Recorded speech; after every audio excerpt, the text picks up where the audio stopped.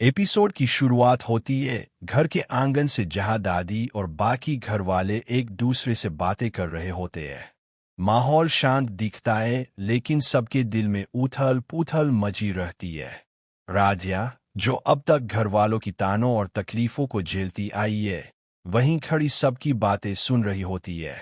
प्रथम का बदला हुआ रवा बातें है सबसे बड़े ट्विस्ट पर। प्रथम, आज का एपिसोड खास इसलिए है क्योंकि पहली बार साफ साफ दिखता है कि प्रथम का दिल राजिया के लिए धड़कने लगा है। जहां पहले वो राजिया से सिर्फ बहस करता था या उसे गलत समझता था, वहीं अब उसका रवैया नरम पड़ चुका है। कई बार कैमरा शॉट्स में ये क्लियर दिखाया गया कि प्रथम की नजरें राजिया से हट ही नहीं रही थीं। राधिया कुछ भी करती है, प्रथम चुपचाप उसे देखता रहता है।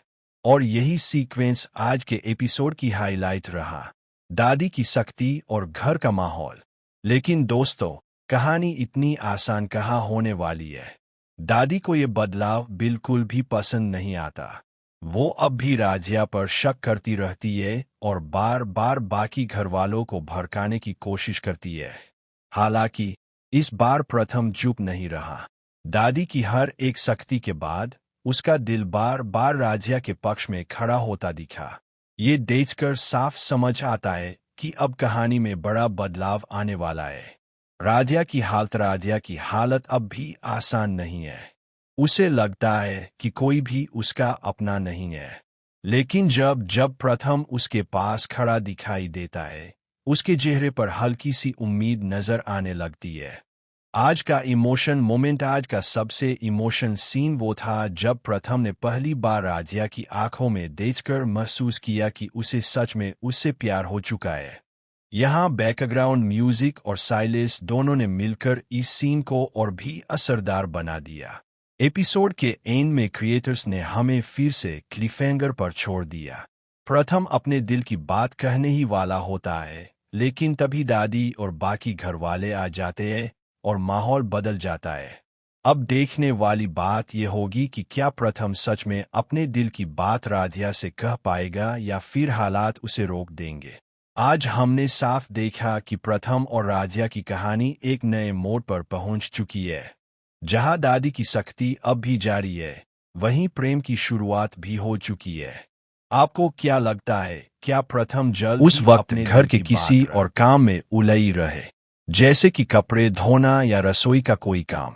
कुछ देर बाद अचानक बुलबुल के रोने की तेज आवाज आती है। राधिया भागकर देखती है तो बुलबुल सीढ़ियों के पास गिरी हुई होती है। हालांकि उसे कोई गंभीर चोट नहीं आई होती है। दादी तुरंत वहां पहुंचती है और नाटक करते हुए चिल्लाती है, राधिया, यह क्या कर दिया तुमने? मैंने तुमसे बुलबुल की देखभाल करने को कहा था। तुम इतनी लापरवाह कैसे हो सकती हो? तुम्हारी वजह से मेरी बुलबुल को चोट लग गई। राजिया हक्की बक्की खड़ी रह जाती है। उसे समझ नहीं आता कि यह सब इतनी जल्दी कैसे हो गया। वह सफाई देने की कोशिश करती है कि वह बस 2 मिनट के लिए काम करने लगी थी, पर दादी उसे बोलने का मौका नहीं देती।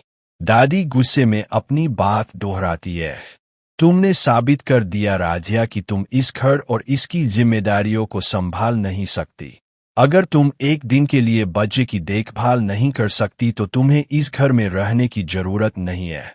मैं अभी एकता को फोन करके बताती हूँ कि वह तुरंत वापस आ जाए, और जब तक वह आती है तुम अपना सामान पैक कर लो। राजिया की आंखों में आंसू आ जाते हैं। वह समझ जाती है कि यह सब एक सुनियोजित चाल थी। दादी को तो बस एक बहाना चाहिए था। उसका वक्त सचमुच उस घर में खत्म हो चुका था। दोस्तों, चैनल को सब्सक्राइब करें और वेलकम घंटे को प्रेस करें, जिससे आने वाली वीडियो नोटिफिकेशन आपको मिलती रहे।